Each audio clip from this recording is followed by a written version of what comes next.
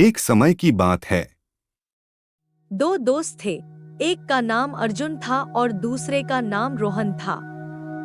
एक दिन दोस्त रात में घूम रहे होते हैं और चलते चलते पुरानी हवेली के पास से गुजर रहे होते हैं। तब उनका ध्यान उस हवेली पर पड़ता है।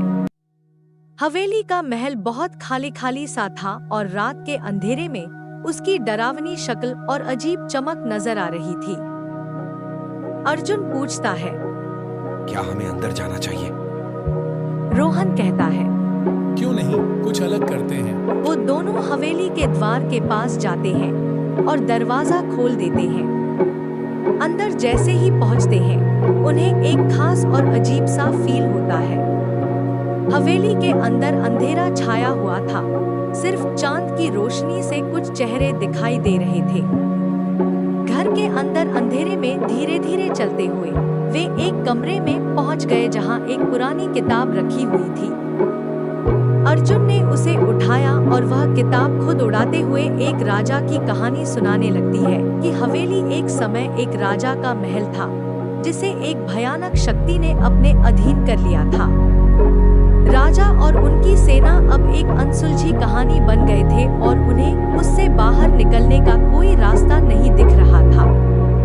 अर्जुन और रोहन की कहानी में इतने व्यस्त थे कि उन्हें पता ही नहीं चला कि कब उनके हाथ में एक खास मणि आ गई और मणि ने उन्हें आत्माओं की दुनिया में ले जाया। आत्माओं की दुनिया में वो डरावने और मिस्ट्री स्थितियों का फ्रंट फुट करने लगे।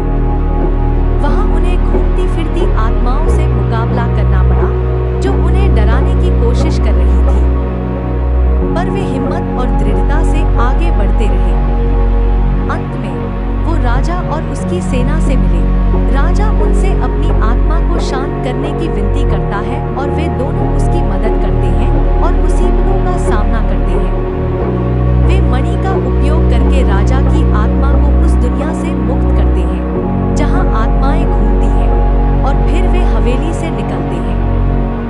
बाहर आने के बाद वे डर भी थोड़ा सा हुए थे, लेकिन उन्होंने अपनी दोस्ती और एकता पर भरोसा रखा कि अगर मुसीबत आए तो उन्हें साथ मिलकर उससे निपटा जा सकता है। अब वे दोनों साथ में हर मुसीबत का सामना करने के लिए तैयार थे। अनोखी कहानी के बाद अर्जुन और रोहन हवेली से बाहर निकलते हैं और घर की तरफ लौटते हैं।